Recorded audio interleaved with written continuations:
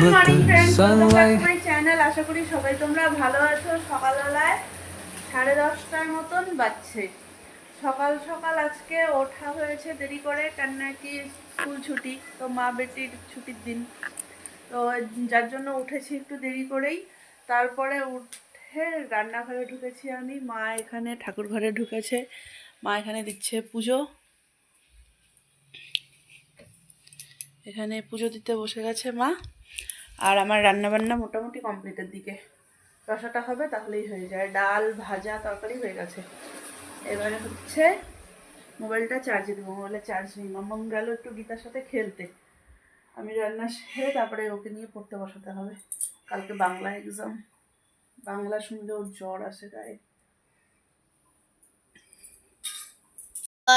হাঁসগুলি ভেসে ভেসে করে কোলাহল, পাকে চেয়ে থাকে বকচিল উড়ে চলে, মাছরাঙা ঝুপ করে পড়ে এসে চলে, হেঠা ওঠা দাঙা জাগে, হেথা না হেথা, হেঠা হোতা দাঙা জাগে, ঘাস ডিশ থাকে, এটা কি? ঘাস ডিশ থাকে, এটা স্পেলিং করো। ঘা দন্তস ঘাস দর্শকডি 29 দিশে, তো 29 একারে এ কি হবে? ডি দর্শকডি 29 একরে এ দিয়ে, হ্যাঁ, ঘাস দিয়ে ধক্কা,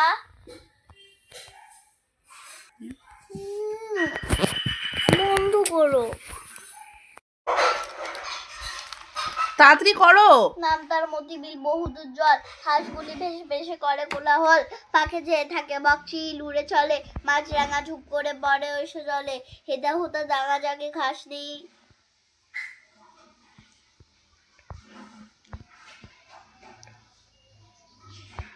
জানি না। ঘাস দিয়ে, ঘাস দিয়ে ভেসে ভেসে, ঘাস দিয়ে, ঘাস দিয়ে, হ্যাঁ কি এটা? স্পেলিং করো। ইয় ট ঠ ড, ইয় ট ট, ইয় ট ট, কি ট ঠ ড ঢ, বাঘ ধাক্কা ধাক্কা, হ্যাঁ, ঘাস দিয়ে ধাক্কা, হুম, এথা ওটা ডাঙা জাগে ঘাস দিয়ে ঢাকা, মাঝে মাঝে জলধারা জলে আঁকা বাঁকা, কোথাও বা, কোথাও বা ধান ক্ষেত জলে পুরো ডোবা। ওমা আসলাম আমি, তুমি নিচে চলো বাজারে। দেখ ঘুমাই পড়তে দিল, এখন উঠে মোবাইল চালাচ্ছে, ক্যামেরা করবে বলে। সত্যিই তাই, আমি ঘুমিয়েই পড়ছিলাম। আমার চোখে এত ঘুম কোথা থেকে আসছে আমি সত্যিই জানি না। শরীরটা কেমন যেন একটা ঝিমানো ঝিমানো আর একটা ঘুম ঘুম ঘুম একটা ভাব থাকে। তো হচ্ছে আমি বসে বসে কাজই করছিলাম, একটা কাজ করতে করতে এতটা আমার ঝিমানো আসছিল, আমি শুয়েই পড়ছিলাম। তো যাই হোক, ঝিমাতে ঝিমাতে কাজটা কমপ্লিট করলাম। তারপরে উঠে ব্রাশ ট্রাশ করতে গিয়ে ঘুমটা একটু কেটেই গেল। তো এবারে শুভ বাজার থেকে আসার পরে আবার একটু মাসি বাড়িতে গেলাম, দিদাকে কালকে নিয়ে এলাম না, দিদার একটু ভয় পেয়ে যাবে আমার সব ছেলেরা। হচ্ছে যাই হোক, দিদা একটু পড়ে গিয়ে ব্যথা পেয়েছিল, ওটাই বেশ অনেকটা ইসে হয়েছে, ওটা একটু দেখতে গেছিলাম দিদাকে। তারপরে ওখান থেকে এলাম, এসে মামাকে ঘুম পাড়ালাম, তারপরে আমরা সবাই খাওয়া দাওয়া কমপ্লিট করে সব কিছু কমপ্লিট হলো।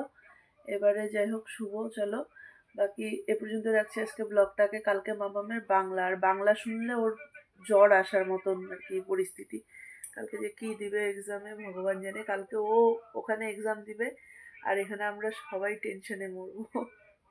বাকি চলো এ পর্যন্ত রাখছি আজকে ব্লগটাকে। যদি কিছু ভালো লাগে তাহলে please do like comment and share, আর সাবস্ক্রাইব করে দিও প্লিজ আমার চ্যানেলটাকে। চলো tata, bye bye, good night.